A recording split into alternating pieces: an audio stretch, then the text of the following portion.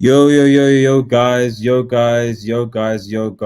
is Old Man G here, RDS, back again after a long time. I know I've not been live for a while. It's been international break. To be honest, I've been using it to get some well needed rest. I'm not gonna lie. So I've been uh, very busy. But I'm joined by Tom, who has been very patient with me this week, and is willing to obviously give you the latest and developments regarding Manchester United and whatever's going on with this football club. To be honest, because there's a lot of stuff that has happened, but obviously the whole management situation. I mean, interesting developments with Tuchel now getting the England job. What does that mean for Manchester United? Um, Fergie and what that all was about, and the news came out that he's been sacked. And obviously, Pogba injury crisis. It's just a lot of it's never a dull day being a Manchester United fan. Unfortunately, the news is often not ideal. So, but anyway, guys, if you remember, if you need to try to like, share, and subscribe to Red Devil Studio, follow us on Twitter. I can smash the notification button and big up Lucky Singh and Elias in the chat, man. Really appreciate you guys.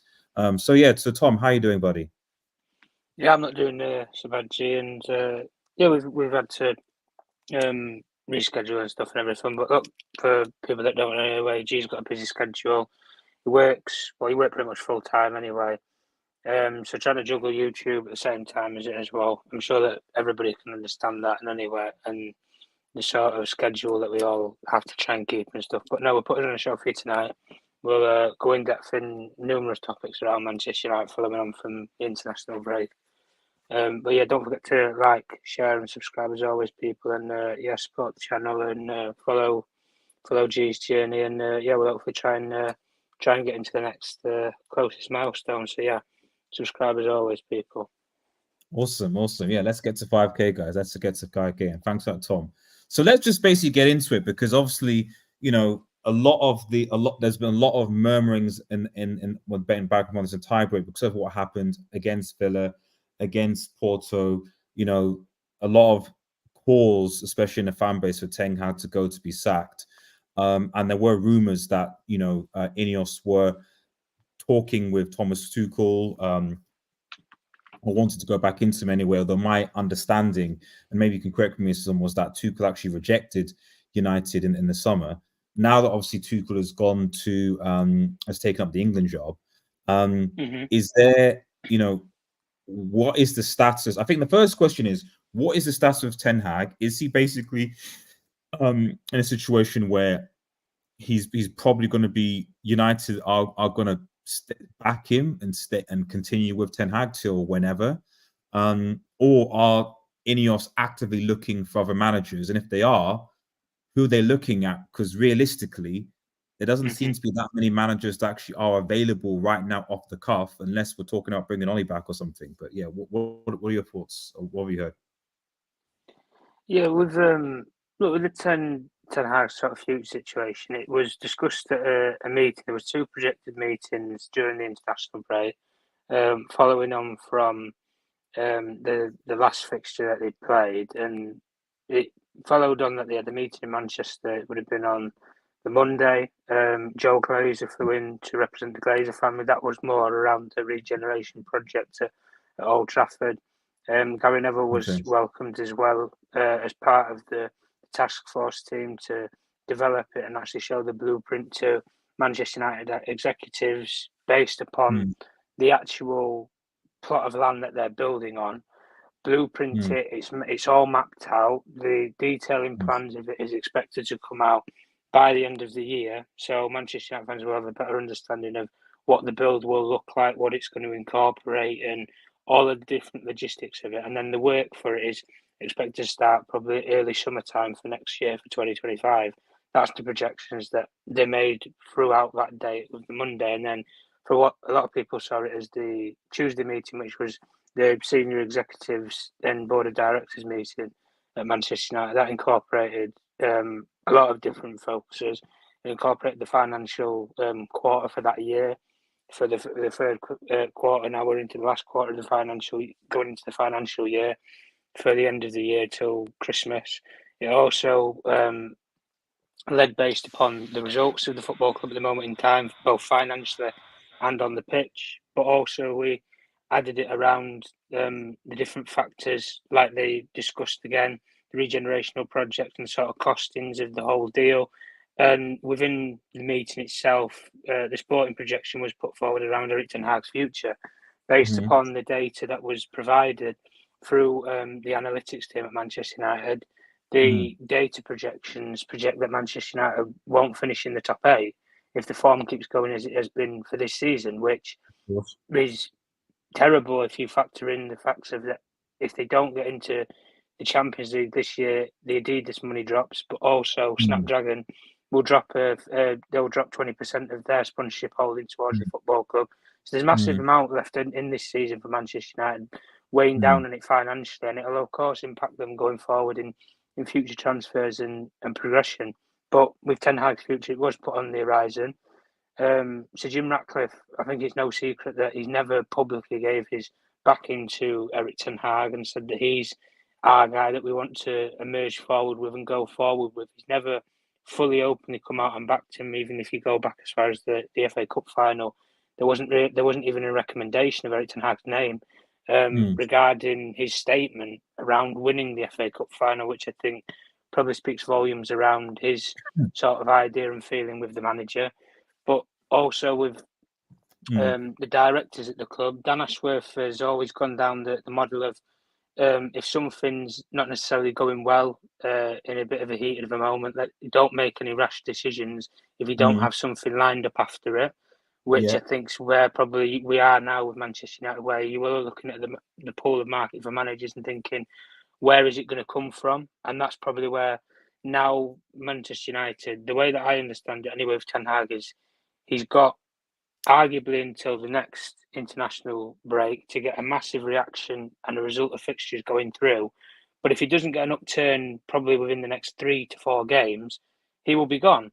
That's the running theory with Ineos. They are looking at targets. They are looking at potential replacements. Every club has this, as I call it, a safety net emergency plan within inside their football club, where if a manager leaves, is sacked, or has to, unfortunately moves on for personal reason or mutual consent, they end up having a short list that they fall back on. Brighton have had to use it a couple of times already with De Zerbi leaving and when Graham Potter left.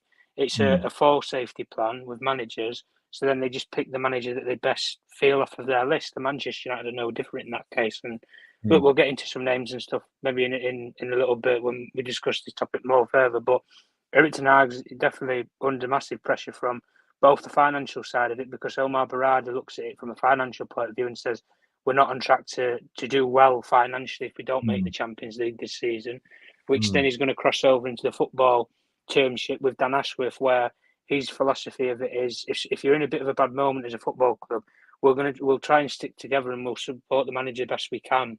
But there's no point in getting rid of the manager if we don't have the perfect person to come in after the manager that we believe performance-wise isn't going to get us on the trajectory and the journey that we want to.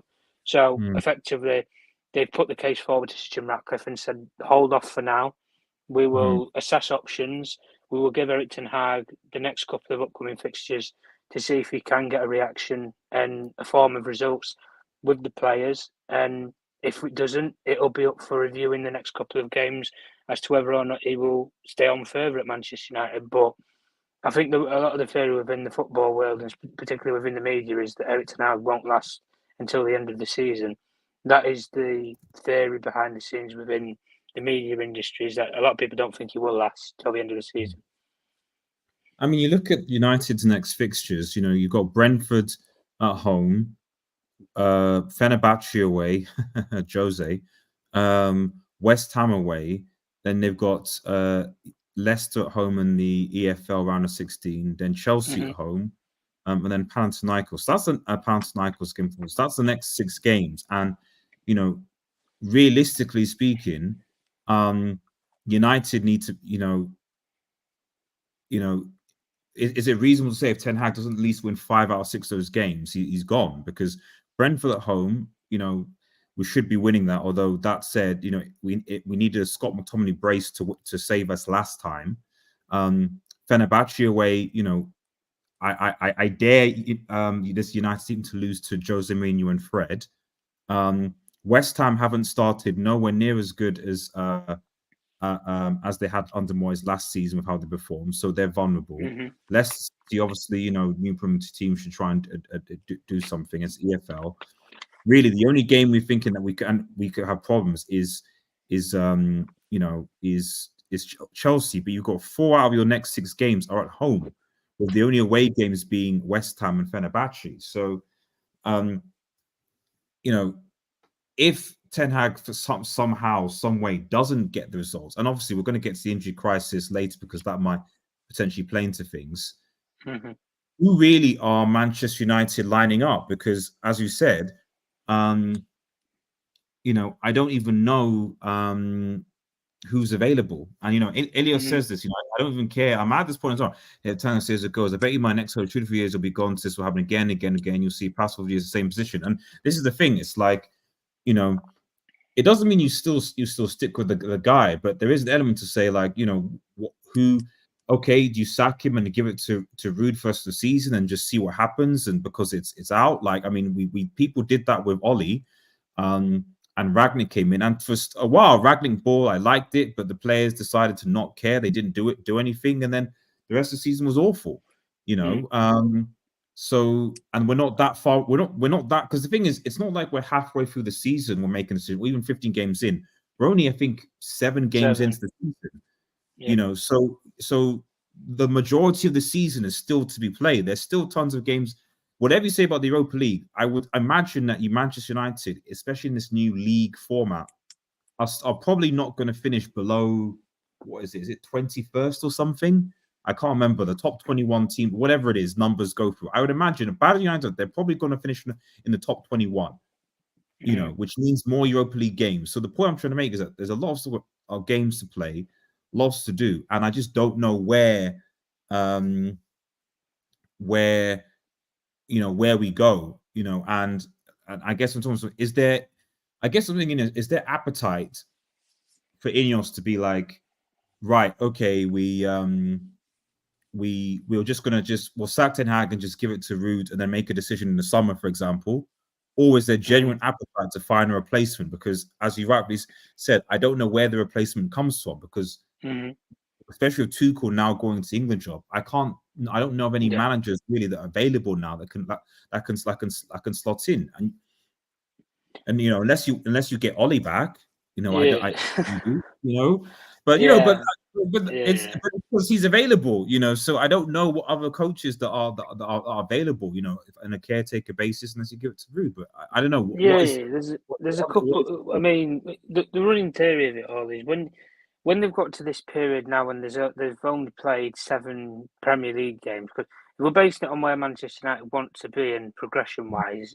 You care about where Manchester United are progressing within the league, and are they in the Champions League places or fighting in and around it? Like say Chelsea are, or Liverpool are, City, Arsenal, Newcastle. Are they up that top end of the table with Villa and those sort of clubs fighting for those places? At the moment, currently not. I mean, if you search Manchester United up there, you actually have to scroll down on Google to even find where they are in the table, which shows probably the standards of where the club is at right now and performance-wise from the team. But more to the point, the overriding theory, and as I said before within the media, is that Ten Hag will not last the end of the season.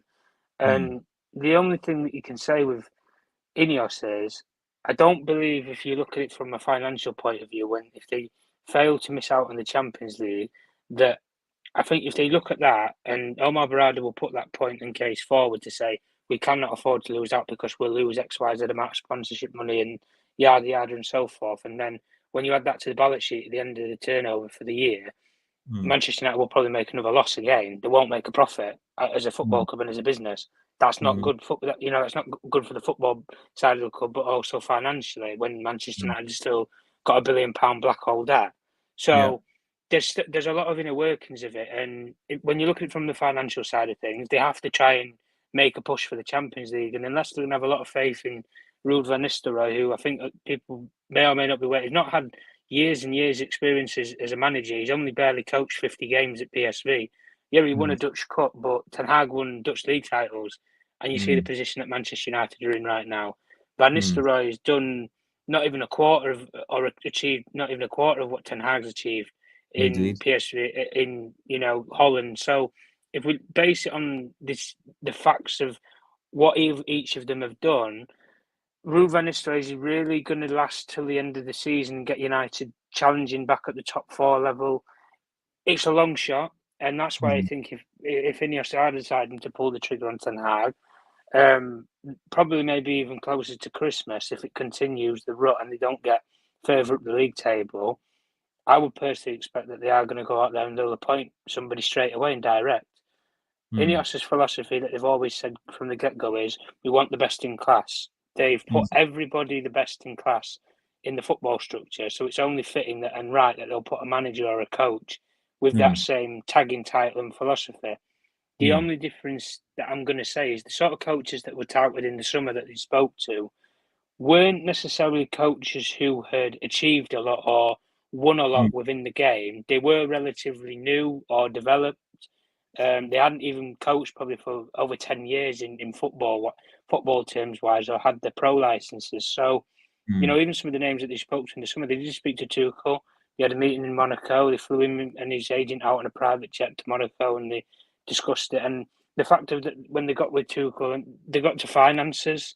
When you get to finances with a coach, that shows that it's not necessarily about the football integrity or that he wasn't prepared to work under a football structure. When you talk finances with a coach, you are preemptively looking to move on the guy that you already have or replace him.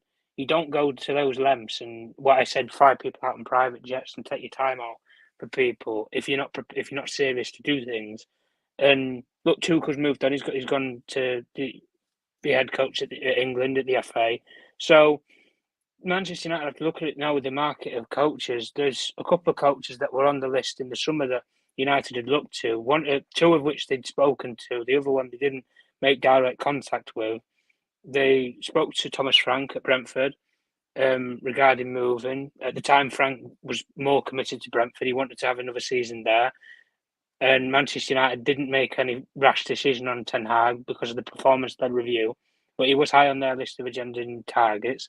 You had Kieran McKenna, who was on the list. Then, before it all panned out with Ten Hag and everything, Kieran McKenna ended up signing a new contract at Ipswich.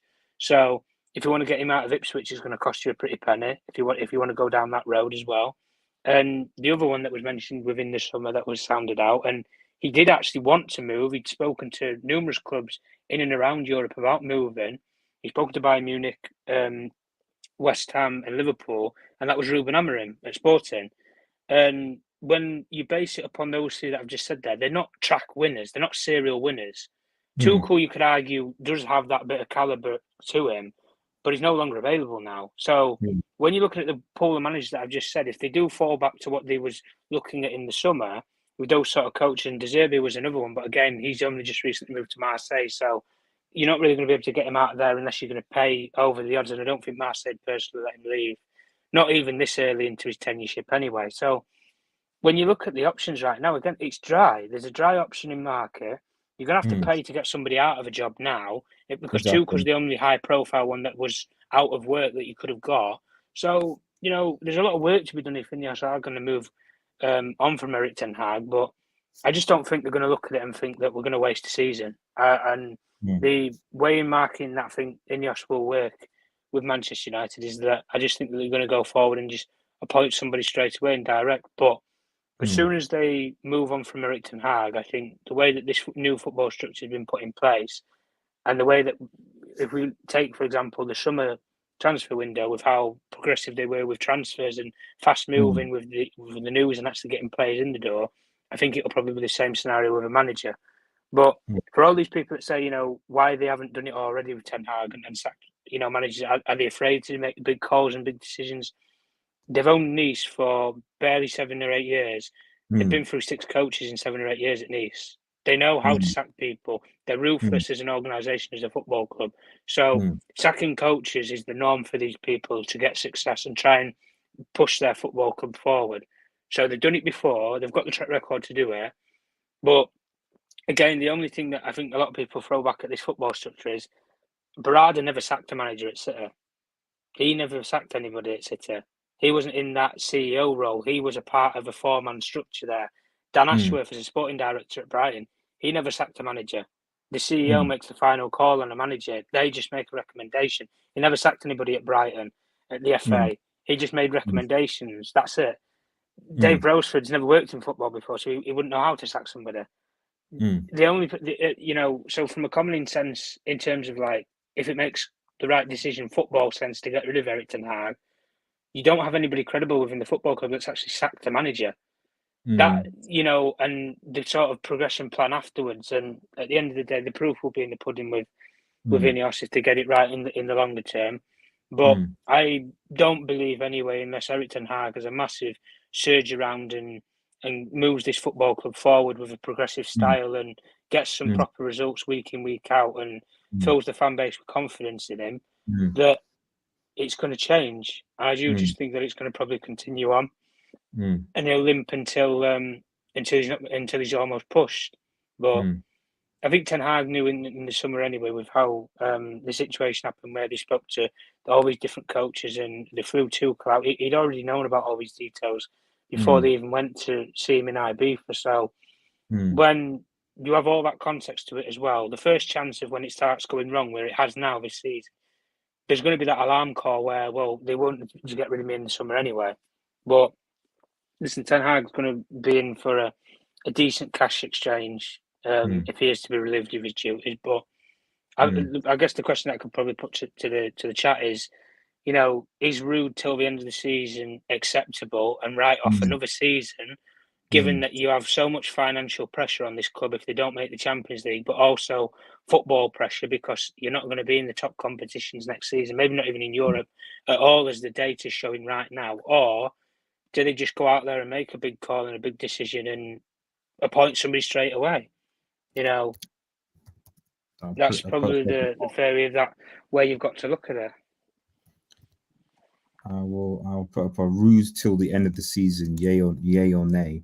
So I'll have a look at that and see if people respond to that. So yeah, the poll's in the chat for you guys, so let us know. So I think we can, I guess, park them to the decision to one side, because as it stands now, Ten Hag is going to be in charge till there's certainly nothing of him being like, oh, Tom took the call, okay. So Tom was just about to call her, so he'll be back in a second. So, but actually, that was obviously the big news that we're talking about. I think that, and we'll probably do a circle around, and when Tom comes back, we'll talk about Fergie, because as far as I'm aware, it's just his ambassador role, which was getting him out. But it'd just be interesting to know, like, why Ineos decided to or not. So maybe we'll leave that till the end. So I think it's a good idea to sort of talk about, at least briefly talk about this guy, and then we'll get into the injuries, and then hopefully we'll just have a brief Brentford preview type sort of thing, more so just about who's going to start for Manchester United, to be honest. So let's go on Pogba. Now, I've only reacted to this quite late, but obviously he's been giving talks. He's been talking about, his time with Jose and how it was, terrible, and Pogba. I mean, in fact, let me just see if I can find Pogba on. I think he said. Let's have a look. 2 seconds. Yeah, he did obviously an interview with Sky and talked about things and different things like that. But he obviously can see, he's obviously the big thing here with Pogba is that and by the way, I would take Pogba back. I'm not gonna lie. I know people are not gonna like it, but I would take Pogba back. I would take Pogba back. With the midfield that we have now, I would take Pogba and Fred back. Currently with the midfield that we have now, because somehow our midfield has gotten worse. And then, of course, there's the injuries. So there is that as well. Let me just... So let's have a look. So obviously, just a few comments from the interview I can see, like I'm scrolling regarding Pogba. Obviously, we handled the 4-year ban, but that was obviously reduced to 18 months. So he's basically should be coming back soon enough. He talked to Sky. They asked him, "Do you take responsibility for the ban?" For sure, it means I take responsibility that I took the supplement and did not triple check, even though it came from a professional doctor. If I have to be punished, I'm fine with it, but it should never be 4 years. I'll accept 12 months. So he's saying that he came from a professional doctor. He gave him the thing, and that's what caused him. Do you expect? So he talks about sympathy. People say what goes in your body in 4 years ban should be a 4-year ban. People should get the truth, and it's there in the court of tradition. I will tell the whole story, but the easy way to get them. That's the only thing that I'll say. You get talking about the response to your question. And I keep on talking about the court arbitration, blah blah. And then it just keeps on grilling him. Can you confirm if 100% never take any phones on job when we see on the pictures? Is that it's not, it's going. People know me and blah blah blah. To keep on talking about the Doman, just forget about the Doman. Don't care. Did you ever think your career was finished? Did you think you could never play football again? It came to mind as soon as it did. I threw it away. I did not want to think about it. My wife sitting me down and said, "I will get for this and play again." That push with family was a big part of my mental strength for sure. Obviously, the faith in God kept me positive. I took the negative part from my family to be a normal person. Life goes on. What are you going to do next? Where will you play next? Because it looks like it won't be Juventus. Where would I like to play? On the pitch. I would love to be on the pitch, any pitch. First, Juventus. I want to start training with teammates. It's tough training alone. It passes by yourself. The main work is to get back training and fit, be on the pitch, and do what I want to take. Would you return to the Premier League? This is the question. This is where I want to go, guys. This is where I want to go. This is all from the Sky interview, by the way. Big up Rajat. Rajat says no to Pogba. Did you hear him, bro? You're in Turkey, bro.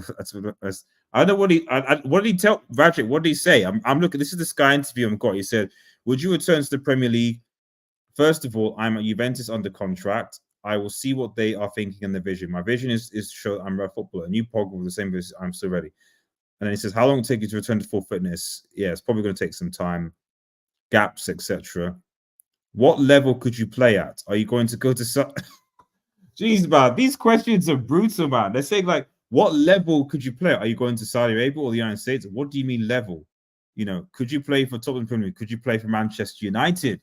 Let's get it going. Could you play for top side in Premier League? Could you play for Manchester? Yes, I hope so. This is the dream. I hope so. This is the dream. I hope so. Do you hear that, guys? So, could you play for a top side in the Premier League? Could you play for Manchester United? Yes, I hope so. This is the dream. I hope so. Would you really go back to Manchester United? You are twisting the question. I'm wiser. I've changed. You can't trick me anymore. I don't want to lose the level I am at. If I can surpass it, this is what I want. I'm still the same player, but with a different hunger. I'm more motivated. I'm more hungry. I appreciate the game more than before after it was taken away from me. I realized how important it was to me. I tasted what life is after the career. Okay, so basically what he's trying to say is that him being banned for the game for a while kind of made him realize this is what football like. This is what like, because at the end of the day, being a footballer, it's a short steal. You're in it for a little bit, you come out, and that's basically it. It's very short, and he got a taste of what football was like after it, and he obviously wants to get back. He feels like his body's ready, and he wants to play. Simple as that. And like I said, for me, I'll be real. If you want me to be honest, guys, opposed to listening as we wait for Tom to come back, if you can get Pogba and Angel Gomez next summer on a free, happy days. Happy days. We've got our midfield sorted. Pogba will I'm assuming Juve will let his contract go. Angel Gomez is a free agent in the summer. Get Pogba, Angel Gomez. The midfield's fixed. For me, the midfield's fixed. Let Eriksen go. Let Casemiro go. And then you've got Agate, Mainu, Pogba, Angel Gomez, and then Bruno until we replace Bruno. Simple as that. Simple as that, guys. But yeah, he's so that was his point. Do you think you could play for France again one day? I hope. It is in my arm, sure. I have to be ready for that. There are players who deserve to play, and I have to win my place back. I am ready to fight. During this period, did you ever miss Manchester United? Truly, I had so many problems. I didn't have time to think of Manchester United. I need to get rid of all my problems and play. I watch Manchester United, and I still have teammates there. They are still one of the biggest clubs in the world, but I wasn't thinking about more stuff. Okay, because obviously he's got, because him, Rashford, etc., all good. What do you think about what is happening now? The fans are suffering. I will never destroy the club I played with. I respect all the players there, and they are doing their best. There's a lot of media on Manchester United, and they need time. Arsenal had a long time to get back to the top, and now they are dominating the league with Man City. It is a big club, and they'll come back one day. The reality is they are not at the top, and it is not today, unfortunately. And Mega says, Pogba said he almost went to City though. He's a mercenary. Well, I mean, you go where the offer goes, isn't it? Is there an unfair focusing on players such as Jadon Sancho, Marcus Rashford, and then he talks about the team? I know in the interview he talks about he makes it racial. He makes it racial. He does make it racial. Like, who the players again? Sancho, Rashford. He's like, okay. What do you think about news that Swaxon? So talk about Swaxon being a ambassador. Jesse Lingard recently stood up for you in a newspaper article. He said you were misunderstood. He wrote about both of you being criticized for dancing. He's a close friend of mine. Yep. We always connect and always have good energy. When we were united and we were winning, it was no problem. I want to clarify, as I heard Rooney say that we lost the game and me and Jess were dancing in the change room. You always need a witness, okay? If someone can confirm what Rooney said, I will accept it. If there is not, it is not true. Lingard never confirmed that because I'm a very bad loser with the club. Wayne Rooney, a legend of the club, sitting there and not saying anything. Do you think that matches? What do you think about the criticism of you dancing? This is social media. You don't know me. I'm myself. Some people love to see that. Kids love to see that. Some people don't like to see those things. What does it change? You dance at home and in the change room. You enjoy life because tomorrow you can finish. I'm a very positive person. I have a lot of pressure in the media and problems with coaches and family. We're getting paid a lot of money to play football because fans love football. It's fans that we get paid. We're doing our best, enjoy what we love, and so on. We don't want to be depressed fighters because we lost the game. We have to move on. We say, come on, guys, it's game. We have to be ready. You see my hair. So this is me. This is Paul. It talks about the hairstyles and then leave it at that. And that's basically it, from the interview. I was people looking at new clubs. Big up, guys. Big up. So yeah, I don't know what people think. I mean, let me just have a quick look at the poll. So as I wait for Tom. So, but the poll so far, whoa. So 8 votes, but so far 62% of you say you would take Rude till the end of the season, and Philip saying no, which I suspect means you want a different coach, and that's fair enough. Fair enough to that. But there you go with Pogba.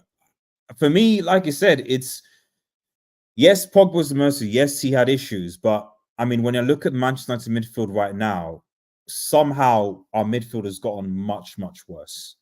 I don't know how, I don't know why, but somehow it's gotten much worse. And people are criticizing the Fred Pogba thingy and stuff like that as well. If you gave Ollie a DM, this is the thing. If Ollie actually had Casemiro and Ronaldo wasn't signed, I think United could have cooked. I think United generally could have cooked if Ollie didn't sign Ronaldo and Ollie got the DM. He got a Casemiro, but we are where we are, So let me know in the chat. Would you take? In fact, let's in the poll. Let's put another poll in the chat, and then we'll talk about the injuries before we circle back. So would you guys take Pogba back?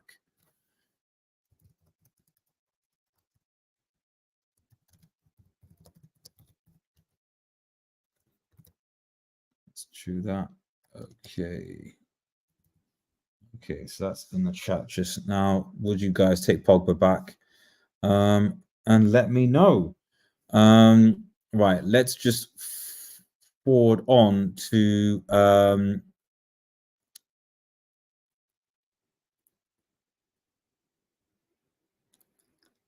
let's just have a quick look. Right, 2 seconds, everybody.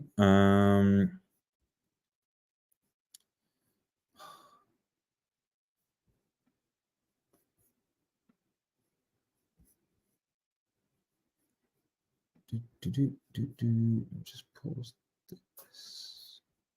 2 seconds.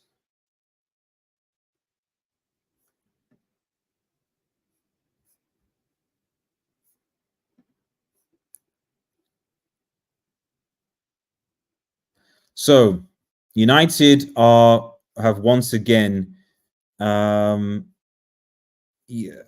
have a look.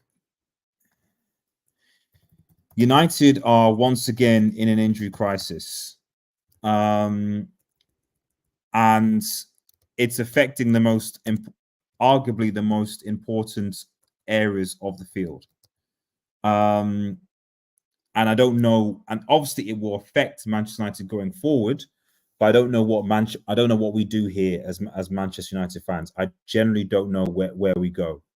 As it stands now, Agate obviously hobbled off on Tuesday night during international break. He got a blow, and that adds on to the issues with Matswari, who's out injured, Garnacho, Kobe Mainu, and even Amad Diallo.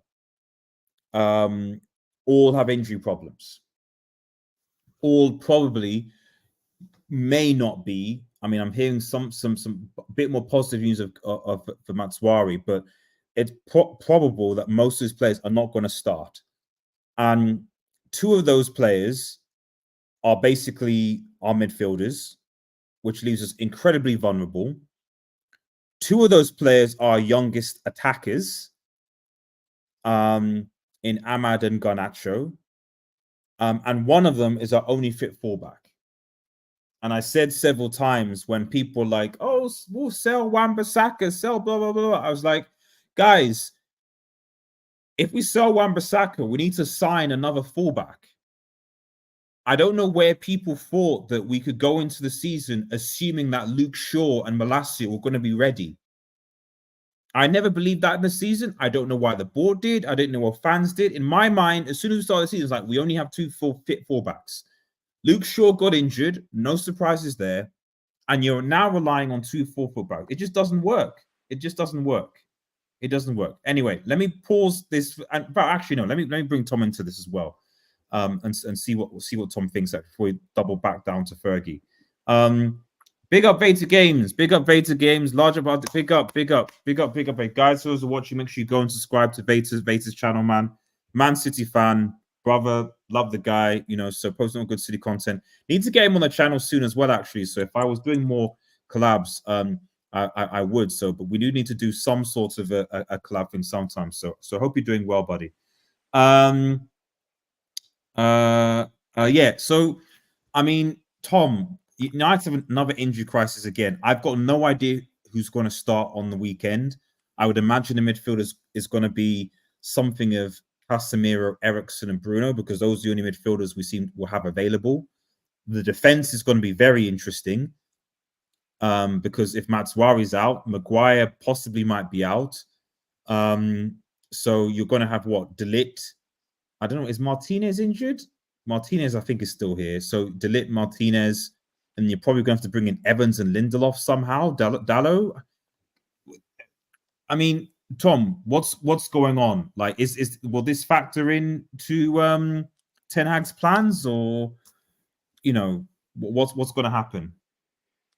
Well, yeah. If you factor in at the start of the season, they had a fully fit squad apart from Luke Shaw, Højlund, and Euro. That's it.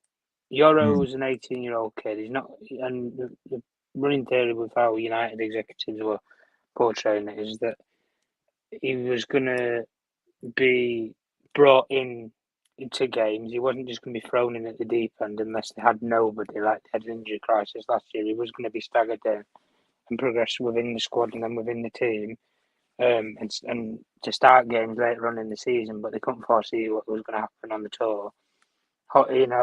Again, the Højlund thing, you can argue about it that they don't have a goal scorer up front, but again, Højlund's coming back into the team now, and he needs a bit of time to get back up to full fitness for it all.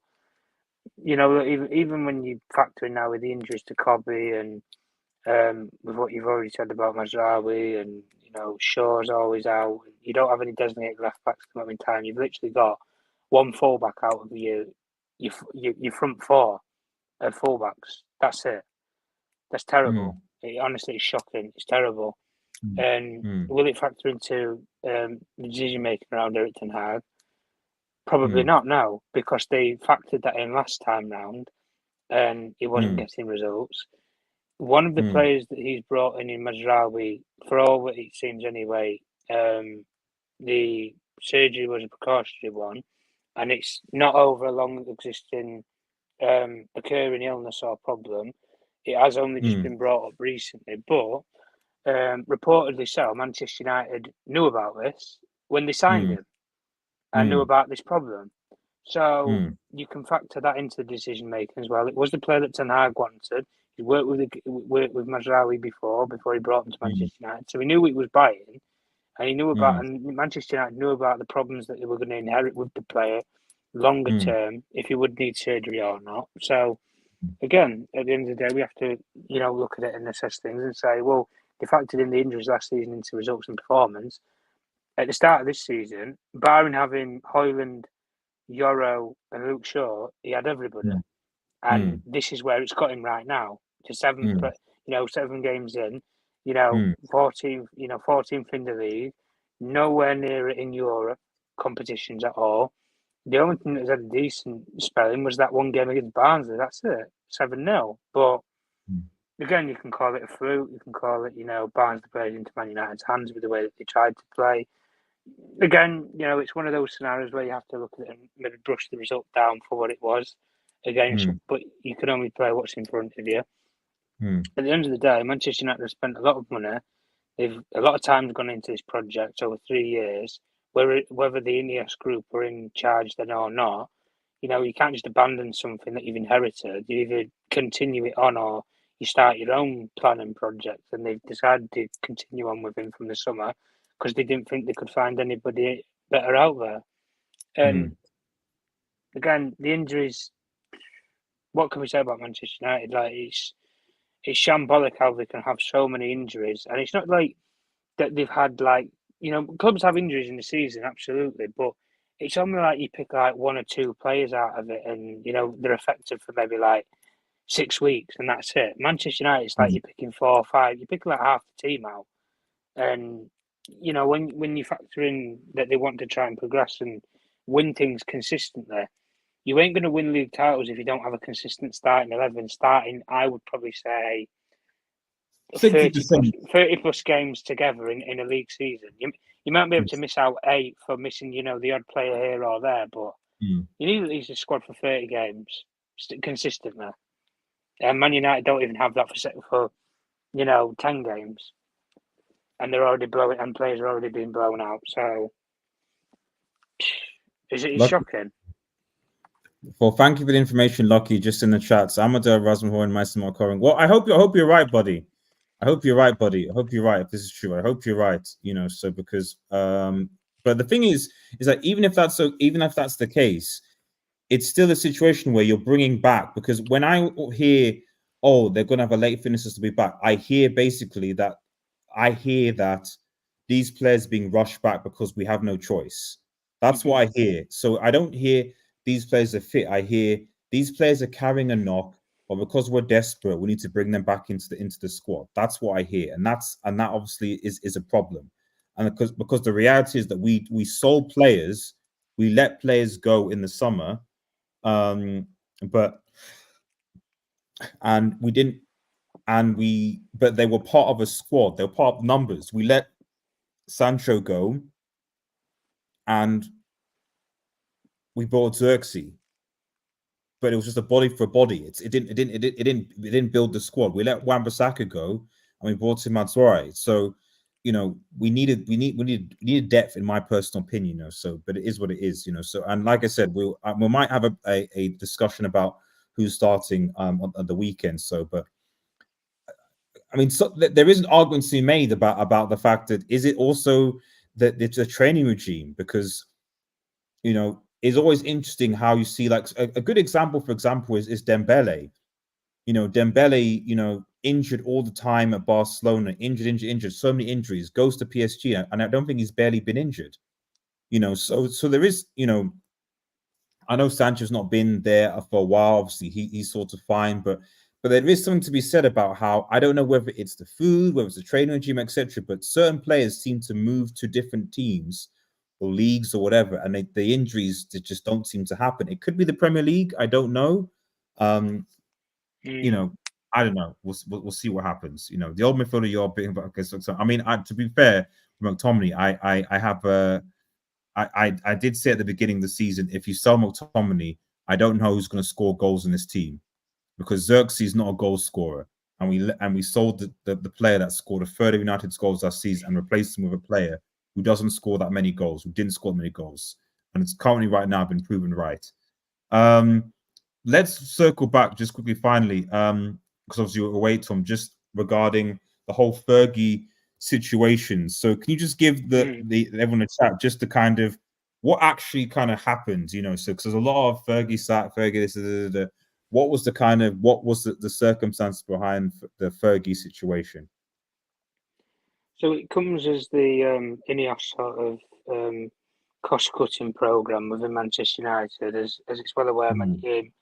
Ineos had relieved 250 members of staff, all the way from groundsmen to kitmen, Carrington security staff, Old Trafford stewards. They rinsed apart the whole football club and made cost cuts across the club completely, to lower down the finances within the club. And almost look at it as like they did with the performance review, to say, this is where we can save money here, there, and it reduces the finances of the club, but it also will help us sustainably in the long term. And the progression really behind it all, even when you look at it from Ferguson's role comes as an ambassadorial role for the football club. Being that leading light, that inspirational figure. They've got a stand named after him. He's got a statue outside the stadium. He is one of those leading figures at the football club who, when you think of Manchester United, that's the sort of person that comes to mind. There's a couple of players that you could argue in that mind. When you think of Man United, you think of, say, your Georgie Bests, your Brian Robsons, your Erik Cantonas, your Roy Keanes, your Wayne Rooney's. When you think about managers, you go to Sir Alex Ferguson, you go to Sir Matt Busby, you go, along the lines of it. When you think of a football club, you always have that sort of spark in it. When Liverpool, Shankly, there's that sort of telltale sign when you think of a football club, and then you think of somebody who's had an impact on that club. Ferguson's probably the biggest one in the modern day era of Manchester United.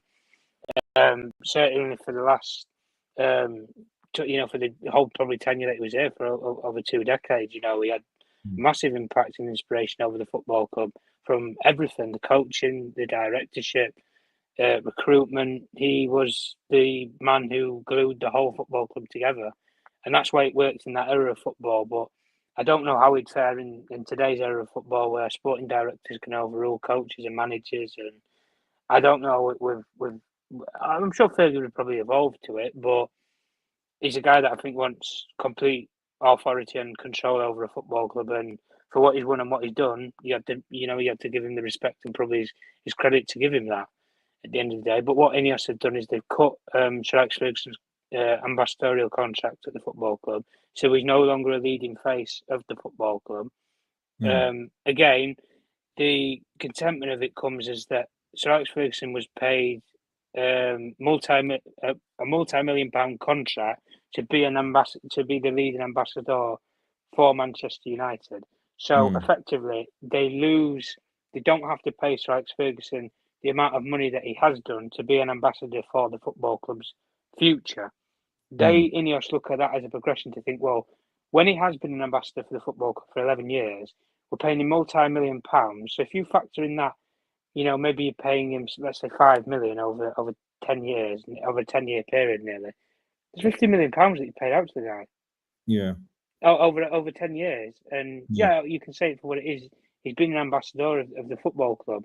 But I know about other ambassadors at other football clubs within the Premier League. You take, for example, what you have with Tom Brady, who's the ambassador for the Birmingham City football ownership group. when they've brought him to buy into the club, but also be an ambassador for their club because he's a public face figure, he gets paid a contract based upon it.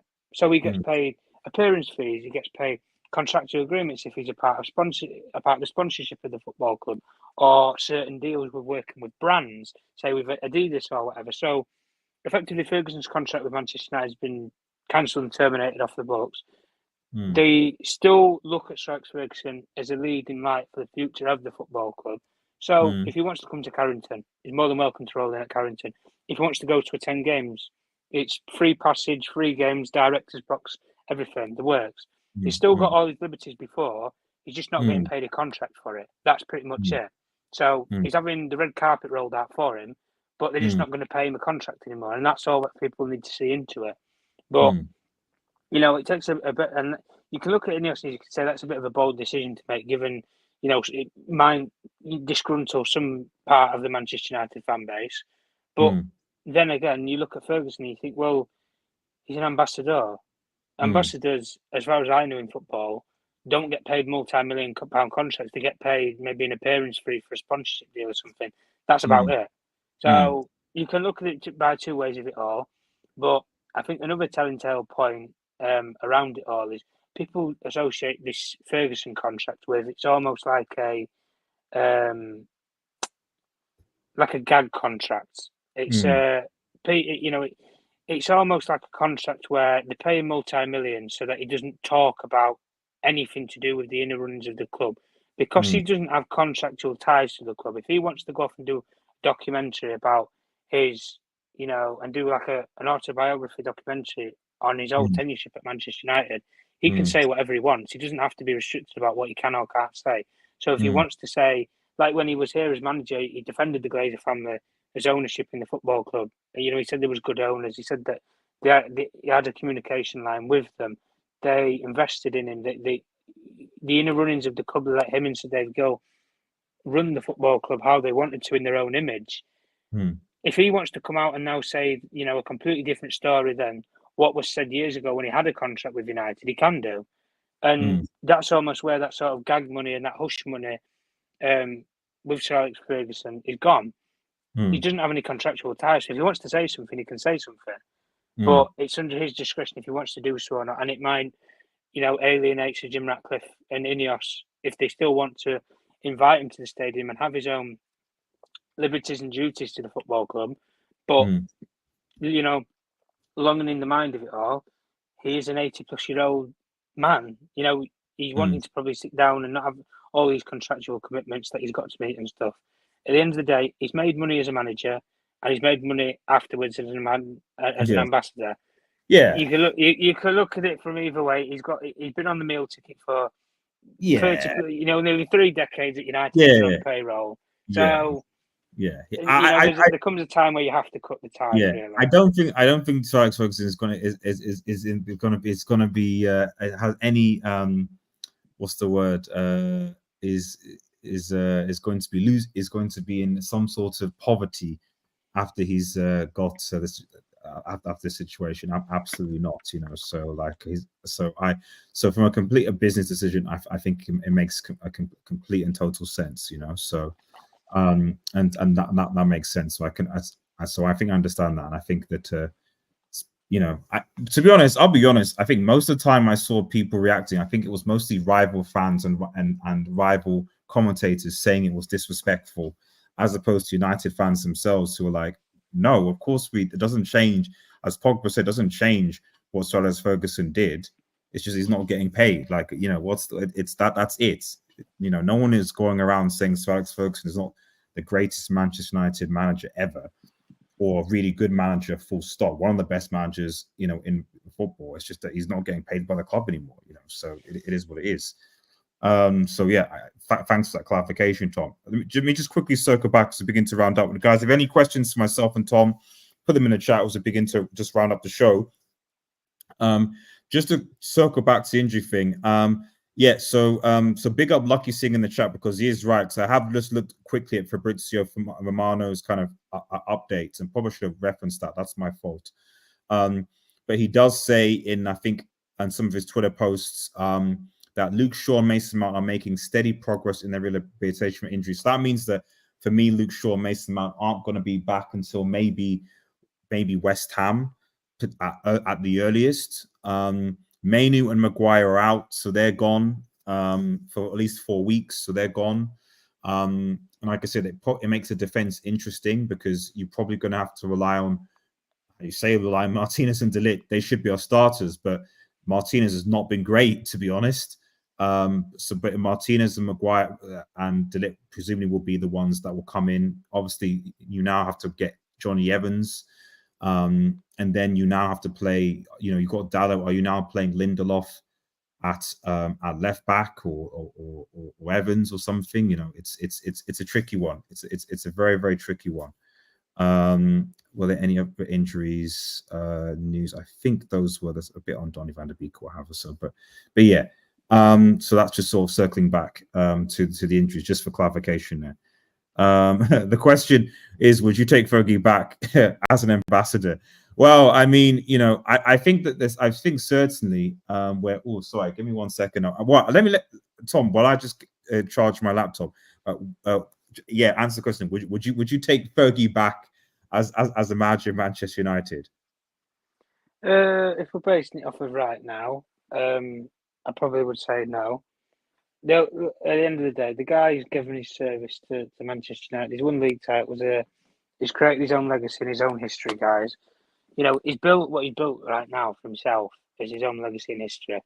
And if you come back to this sandpit doldrum of a football club, yeah, I know everybody tries to, loves to believe in this fairy tale story that, things, as the old song goes, things can only get better.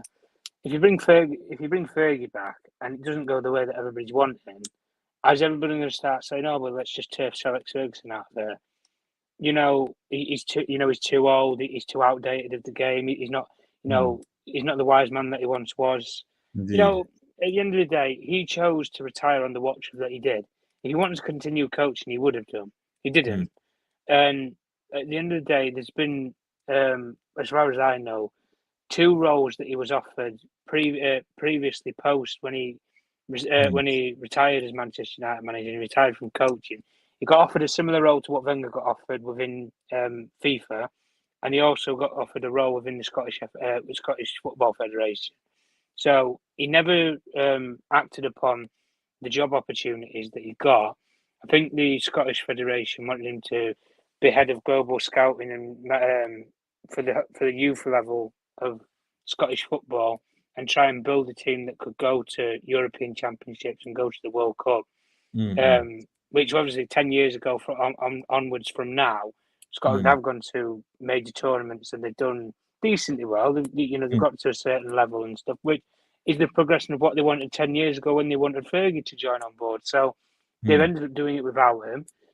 Again, FIFA have modernised, the format of certain tournaments, for example, where they've added more teams into the World Cup and making it a more inclusive sport worldwide so that you can get more of them in. They've added more sponsorship in terms of the FIFA Club World Cup, tournament phases as well. So, they're adding in different parts of it, and Wenger's got an input over on that within FIFA as well. He's not the leading figure there, but he's got a well-respectable reputation because of his career as a coach, that he got that opportunity to even work at FIFA.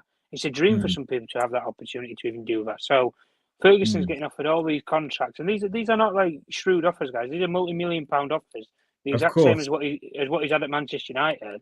So at the end of the day, he's been given these opportunities to work after football, just not in a coaching capacity before. But look, the guy's made his legacy as a coach at Manchester United. If he come back, to be honest with you, I don't see how it would work, just because of Ferguson's character, his temperament as a manager.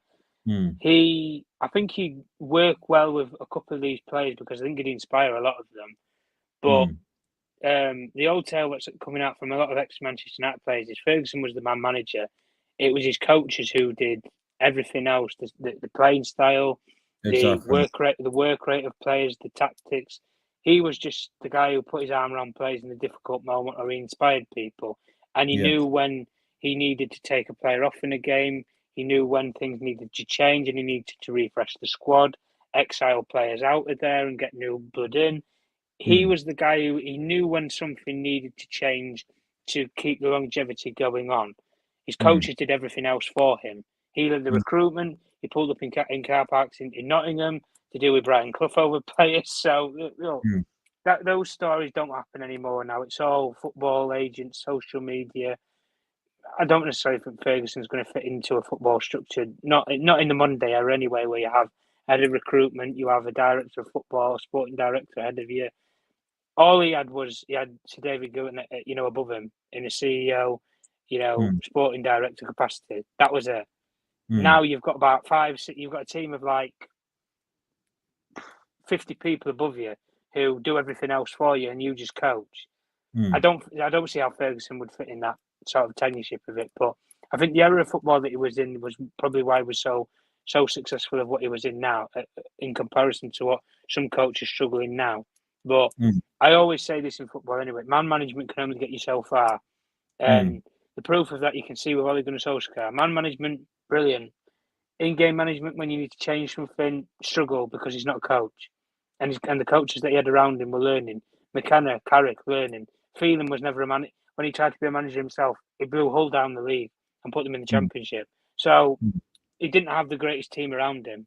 So you can look at it and argue it from that point as well. But that's fair, and I think with that, folks, we'll probably leave it because I was going to go to the United Brentford thing, but it's getting a little bit too late here, and I don't want to get depressed with all the injury news. So, but yeah, I think at the end of the day, I mean, don't get me wrong, it'd have been incredibly narrative if somehow by some miracle Fergie came back and was to somehow win a league title with this Barm United team. That would cement Fergie as probably the GOAT of managers. If that ever happened, I don't think it will happen, but if that did, there'd be no debate about whether Fergie was the GOAT or not. There'd be no debate at all. Like with this team and with all the competition, what's going on now, there'd be no debate at all about Ferguson being the GOAT and being aggressive, even though I think he is.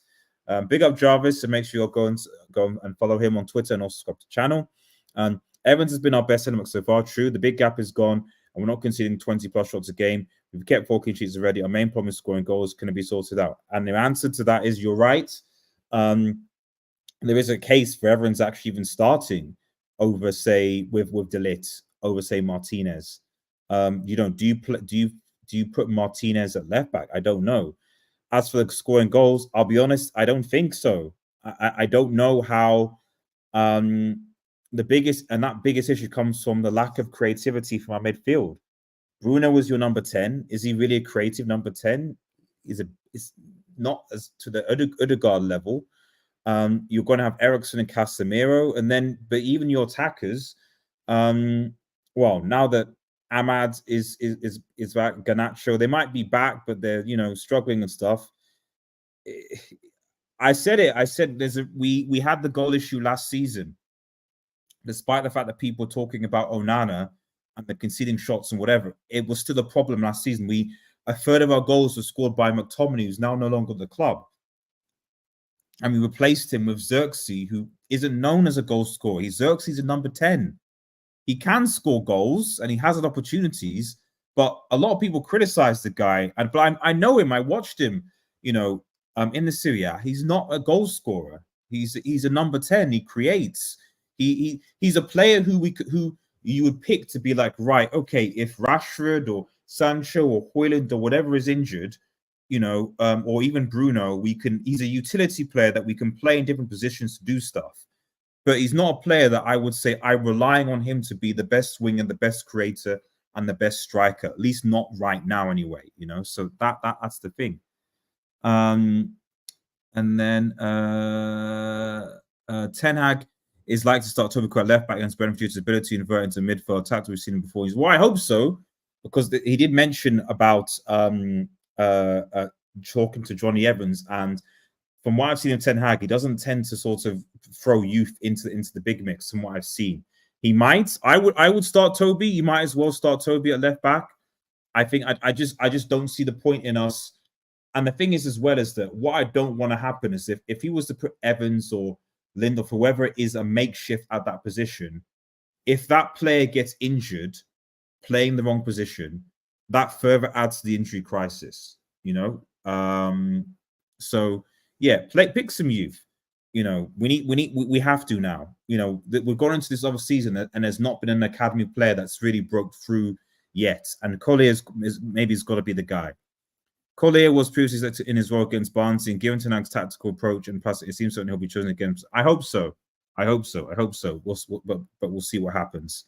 Anyway, guys, thanks so much for watching. Tom, I appreciate you coming on the show as well. Big up Lucky and Jarvis and everyone who's watching in the chat. Thank you so much.